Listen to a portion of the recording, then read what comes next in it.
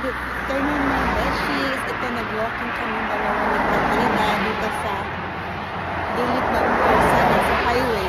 Kasi busog na busog kami, kaya kami nag-walking para tunaw ng mga taba-taba. Dito kami gilid ng kalsada. Yan, may ano doon, no?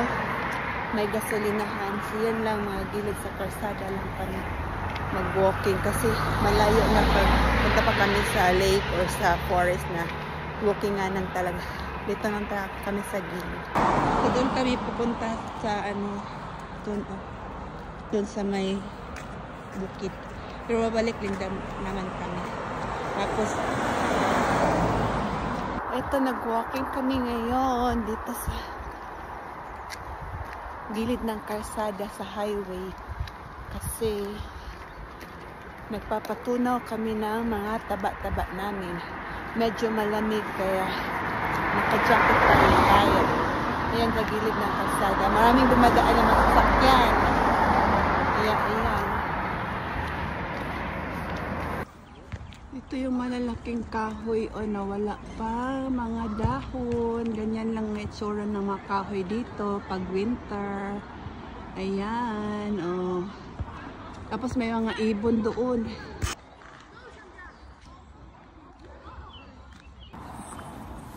So ayan, maglakad tayo dito sa likod na simbahan. Kasi anong mayroong... Ay, doon pala tayo. Ayan yung park doon. Tapos yung basketballan, mayroong sisigaw ng mga bata. Mga ano...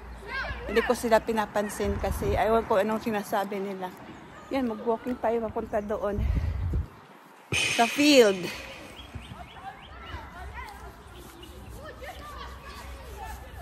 Ayan. So, dito kami ngayon sa football field ng Charlestown.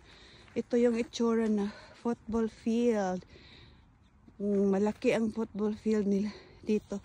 Yun yung grandstand doon. So, ayan. Yan yung field, whole field. Tapos, dyan doon kami pumasok para mag-walking, mag-jogging. Kaya, ayan, walking tayo or jogging. Para naman tayo ay may exercise na rin. Kasi, diba, may exercise na rin tayo ngayong araw.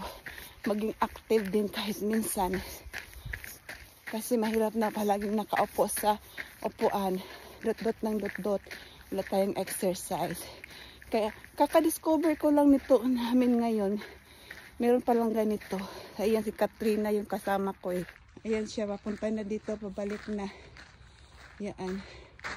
So yan din. May football field. Oh, ang laki ng net oh. O diba? Ayan. Green na green talaga dito yung Ireland. Mayroong araw pa doon noon, maganda yung langit. So yan yung entire na football field.